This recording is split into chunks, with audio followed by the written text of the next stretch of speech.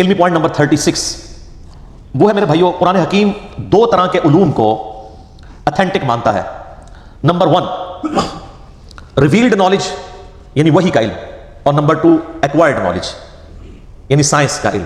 The knowledge obtained through observations and experiments is known as science. قرآن حکیم ان دو علوم کے سوا کسی اور کو ایز اے علم ایکسیپٹ نہیں کرتا. یا تو وہی تصدیق کر دے کسی بات کے صحیح یا غلط ہونے کی، یا پھر اسٹیبلش سائنس، ہائپوتھیسز یا تھیوریز نہیں، اسٹیبلش سائنس. جس طریقے سے یہ چیز اسٹیبلش ہے کہ پیٹرول آگ کو بھڑکا دیتا ہے، قرآن حکیم میں کہیں نہیں لکھا ہوا، لیکن یہ ہماری آبزرویشن ہے اور بالکل یہ ایکسپیریمنٹ سے ہمیں بالکل فرملی یہ چیز پتہ ہے. تو یہ ڈیفینیٹ علم ہے، اور اسی کا ذکر اللہ تعالیٰ نے قرآن حکیم میں اس حوالے سے کیا. سورہ بنی اسرائیل میں جو 10 کمانڈمنٹس آئی ہیں ان میں سے 9th کمانڈ ہے وَلَا تَقْفُ مَا لَيْسَ لَكَ بِهِ عِلْمٌ إِنَّ السَّمْعَ وَالْبَصَرَ وَالْفُؤَادَ كُلُّ أُولَٰئِكَ كَانَ عَنْهُ مسؤولا. اے انسان کسی چیز کی پیروی اس وقت تک مت کر جب تک کہ تیرے پاس اس حوالے سے کوئی ڈیفینیٹ علم نہ آ جائے. بے شک کان، آنکھیں اور عقل اس کے بارے میں تم سے پوچھا جائے گا کہ تم نے ان 3 انسٹرومنٹس کو استعمال کر کے حق بات تک پہنچنے کی کوشش کیوں نہیں کی. تو جو بھی علم کان، آنکھ یا عقل سے حاصل ہوتا ہے وہ ایکوائرڈ نالج ہے. اور یہ جو فزیکل فینومینا آف نیچر ہے یہ اتنا محکم علم ہے کہ حضرت ابراہیم علیہ السلام نے نمرود کے مقابلے پر جس دلیل سے اسے خاموش کروایا وہ یہ دلیل تھی کہ میرا رب وہ ہے جو مشرق سے سورج نکالتا ہے، اگر تو رب ہے تو مغرب سے نکال کے بتا. یہ ایک فزیکل فینومینا آف نیچر، ایک ڈیفینیٹ قانون قدرت کو انہوں نے بنیاد بنایا تھا خدا کے ایک ہونے کی، اللہ کے ایک ہونے کی. تو یہ محکم علم ہے. ان دو علوم کے سوا کوئی بھی علم ہوگا یعنی کوئی بھی انفارمیشن ہمیں ملے گی جو ان دو علوم کے اندر فال نہیں کرتی ہوگی وہ ایکسیپٹیبل نہیں ہوگی. مثلا اگر کوئی شخص کہے کہ زلزلہ اس لیے آتا ہے کہ ایک گائے ہے اس نے ایک سینگ کے اوپر زمین کو اٹھا رکھا ہے، جب وہ تھک جاتی ہے تو دوسرے سینگ پہ اٹھا لیتی ہے، اس کی وجہ سے زلزلہ آتا ہے. تو یہ اس کی تصدیق نہ قرآن کرتا ہے نہ ایکوائرڈ نالج یعنی سائنس کا علم کرتا ہے، نہ ریویلڈ نالج نہ ایکوائرڈ نالج. بلکہ سائنس ہمیں بتاتی ہے کہ ٹیکٹونک پلیٹس کی ڈسٹربنس کی وجہ سے زلزلے آتے ہیں. بہرحال وہ پلیٹس ڈسٹرب کون کرتا ہے تو اس پہ تو سائنس اس طرح کی تمام ایشوز پہ کہتی ہے it is physical phenomena of nature. یہ قانون قدرت ہے، ایسا ہی ہوا کرتا ہے. ایسا ہی کیوں ہوا کرتا ہے اسی میں قیامت مضمر ہے. God is the only explanation of all the physical phenomena in this universe. اس کائنات میں ہونے والے ہر فزیکل فینومینا کی ایکسپلینیشن خدا ہے، اللہ کی ذات ہے کہ اس نے یہ محکم قوانین بنائے ہوئے ہیں اور ان قوانین کے تحت یہ چیزیں چل رہی ہیں. ان قوانین نے ان چیزوں کو پیدا نہیں کیا. سورج مشرق سے نکلتا ہے، یہ قانون ہے. اس قانون نے سورج کو پیدا نہیں کیا. ہم جتنی بھی انفارمیشن حاصل کرتے ہیں وہ قوانین کی حاصل کرتے ہیں. انڈے میں سے چوزا نکلتا ہے تو یہ ایک علم ہے. اس علم کی وجہ سے انڈا اور چوزا نہیں بنے ہوئے. جتنی بھی چیزوں کو آپ ڈیپ ڈگ کریں گے تو الٹیمیٹلی آخر میں جا کے یہ کہنا پڑتا ہے it is physical phenomena of nature. یہ قانون قدرت ہے، ایسا ہی ہوا کرتا ہے. کیوں ہوا کرتا ہے ایسا ہی؟ اس کے پیچھے اللہ ہے. ان دو علوم کے سوا کوئی بھی علم ہوگا اس کو قرآن حکیم ایکسیپٹ نہیں کرے گا. اسلام اسے علم کے طور پر نہیں مانتا. اسی طریقے سے آپ کو پتا ہے ہمارے تو سب کانٹیننٹ کے معاشرے میں چیز مشہور ہے کہ اگر گھر کی منڈیر پہ کوا بیٹھا ہو تو مہمان آتے ہیں، کسی کی جوتی پہ جوتی چڑھ دے تو کہتے ہیں اس کے لیے سفر لکھا ہوا ہے. اس قسم کے کتنے توہمات ہیں جو ہمارے معاشرے میں عام ہیں. ان چیزوں کی تصدیق نہ سائنس کرتی ہے اور نہ ہی قرآن یا سنت وہی کا علم کرتا ہے. اور آپ یہ دیکھ لیں کہ جو لوگ ایکوائرڈ نالج کو بھی مانے ہوئے ہیں نا وہ بھی کافی حد تک توہمات سے بچے ہوئے ہیں. اگر آپ کسی گورے سے کہیں نا کہ کالی بلی راستہ کاٹ دے تو اس کا مطلب ہے تمہارے لیے نوست ہے. سر آپ پہ ڈل کر کے آگے 100 کالی بلیاں پھیر دیں پھر بھی آپ کو سینچری مار کے جائے گا. یہ ساری نوستیں آپ کے اوپر پڑتی ہیں. اپنی باقی کمزوریوں کو ان چیزوں کے ساتھ جوڑنا یا اللہ کی طرف سے ملنے والی کسی کامیابی کو کسی اور چیز کے ساتھ جوڑ دینا یہ توہم پرستی ہے. اللہ کے ساتھ چیزوں کو جوڑنا چاہیے. محنت آپ ضرور کریں گے لیکن الٹیمیٹلی اللہ کے اوپر بات کو چھوڑنا ہے کہ فیصلہ تو اس نے کرنا ہے. کئی بار سارے حالات اور واقعات آپ کی فیور میں ہوتے ہیں لیکن اللہ کا ڈیسیژن ہوتا ہے کہ ایسا نہیں ہونا چاہیے. جو سیدنا علی کا قول ہے کہ میں نے اپنے ارادوں کے ٹوٹنے سے اپنے رب کو پہچانا ہے کہ ہر چیز فیوریبل ہے لیکن پھر بھی رزلٹ اپوزٹ نکلا ہے. خدا کی مرضی کچھ اور. تو توہمات کو ہٹا کر ڈیفینیٹ علم کے اوپر قرآن نے جو ہے وہ اسلام کی تعلیمات کی بنیاد رکھی ہے. اور یہ جو سائنس کا علم ہے یہ اتنا محکم علم ہے. اس کے بارے میں اللہ تعالیٰ نے قرآن حکیم میں 1000 سے زیادہ آیات ہیں جو سائنٹیفک فینومینا یا فزیکل فینومینا آف نیچر کے ساتھ ڈیل کرتی ہیں. اور اس کا کلائمیکس وہ آیت ہے سورہ حامیم سجدہ کے بالکل اینڈ میں سنریہم آیاتنا فی الآفاق وفی انفسہم حتی یتبین لہم انہ الحق. ان قریب ہم انہیں زمین و آسمان میں اور ان کی اپنی جانوں میں ایسی نشانیاں دکھائیں گے کہ یہ پکار اٹھیں گے، یہ بات مان لیں گے کہ یہ قرآن حق ہے، یہ کلام حق ہے. آج جس طریقے سے اللہ تعالیٰ نے سائنس کے ذریعے انسانیت کو کائنات کے چھپے ہوئے راز آشکار کیے ہیں، پہلے لوگوں کو تو ان چیزوں کا آئیڈیا نہیں تھا. یعنی اگر نبی اسلام کے مبارک زمانے میں صحابہ کرام کو یہ بتایا گیا کہ تمہارا ایک ایک عمل نوٹ کیا جا رہا ہے. آج تو آپ کو پتا ہے کہ ٹیرا بائٹس کے اندر USB آ چکی ہوئی ہیں. ابھی تو یعنی اس کے اوپر بھی تحقیق ہو رہی ہے کہ انسان کا تھوک جو ہے نا اگر اس کو بھی اسٹوریج کے طور پہ یوز کیا جائے تو انسانی ہسٹری کا بہت بڑا ڈیٹا جو ہے وہ تھوک کے اندر اسٹور کیا جا سکتا ہے.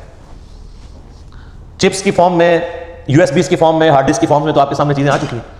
کتنے بڑے لیول کا نالج جو ہے وہ ایک چھوٹی سی USB کے اندر آ جاتا ہے. اب تو بلکہ ہر موبائل کے اندر میموری کارڈ ڈلے ہوئے ہیں. یہ ہم نے فزیکلی چیزیں آبزرو کر لی ہیں، کائنات کے چھپے ہوئے رازوں کو حاصل کر لیا ہے. اس کی وجہ سے کئی چیزیں جو ایمان بالغیب سے تعلق رکھتی تھی وہ ایمان بالشہادہ ہو چکی ہیں، ہمارے سامنے ہو چکی ہیں کہ ہاں یار اگر یہ ہو رہا ہے تو وہ کیوں نہیں ہو سکتا. سی سی ٹی وی کیمرہ جو ہے ایک ایک 2 مہینے 3 مہینے کی ریکارڈنگ کرتے ہیں، ایک ایک چیز کی ریکارڈنگ کرتے ہیں. دنیا کا مہنگے سے مہنگا کتا بھی وہ سیکورٹی نہیں پرووائڈ کر سکتا جو سی سی ٹی وی کیمرہ آپ کو کرتا ہے، کیونکہ اس کو نہ نیند آنی ہے، نہ اسے اونگ آنی ہے، نہ اسے بھوک لگنی ہے، نہ اسے کو گولی مار کے ختم کر سکتا ہے.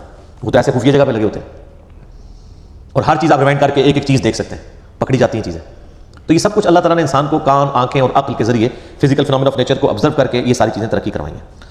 تو اسی کانٹیکسٹ میں یہ بات بھی یاد رکھیے گا کہ قرآن حکیم کے جو پرانے تراجم ہیں ان میں جہاں جہاں ہمارے بزرگوں سے سائنس کی علم کی کمی کی وجہ سے غلطیاں ہو گئی ہیں، وہ غلطیاں آپ قرآن کے کھاتے میں نہیں ڈالیں گے.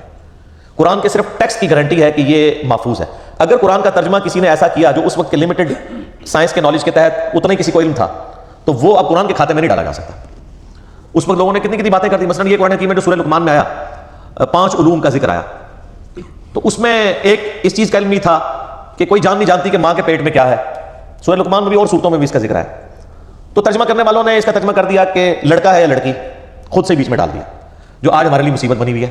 کیونکہ اب الٹرا ساؤنڈ کے ذریعے کافی زیادہ آپ کو یعنی معلومات حاصل ہو جاتی ہیں. ہمارے تو ابھی اس طریقے سے یہاں پہ اتنا ایڈوانس الٹرا ساؤنڈ نہیں ہے، باہر کے ملکوں میں تو کلرڈ ہے اور ایک ایک چیز وہ بتا دیتے ہیں. وہ ترجمہ کرنے والوں کی غلطی تھی. قرآن حکیم میں سیکس کے پوائنٹ آف ویو سے نہیں لکھا ہوا کہ کوئی نہیں بتا سکتا کہ لڑکا ہے یا لڑکی، بلکہ قرآن میں یہ ہے کہ کوئی نہیں جانتا کہ ماں کے پیٹ میں کیا ہے. اب اس کا تعلق کس چیز کے ساتھ ہے؟ قرآن حکیم میں اللہ تعالیٰ نے سورہ تغابن میں فرمایا هو الذی خلقکم فمنکم کافر ومنکم مؤمن. وہی اللہ ہے جو تمہاری تخلیق کرتا ہے، کوئی تم میں سے کافر ہو جاتا ہے، کوئی مومن ہو جاتا ہے. یعنی جب اللہ پیدا کرتا ہے اس وقت تو سب کو ایک جیسا ہی پیدا کرتا ہے، پھر بعد میں حالات و واقعات کے بعد انسان اپنی صلاحیتوں کو یوز کر کے یا تو بات ماننے والا بن جاتا ہے یا انکار کرنے والا. تو مجھے بتائیں دنیا کا کوئی الٹرا ساؤنڈ یہ بتا سکتا ہے کہ یہ جو بچہ پیدا ہوگا یہ بعد میں کافر ہوگا یا مومن؟ نہیں بتا سکتا. تو قرآن کے کہنے کا مقصد یہ تھا.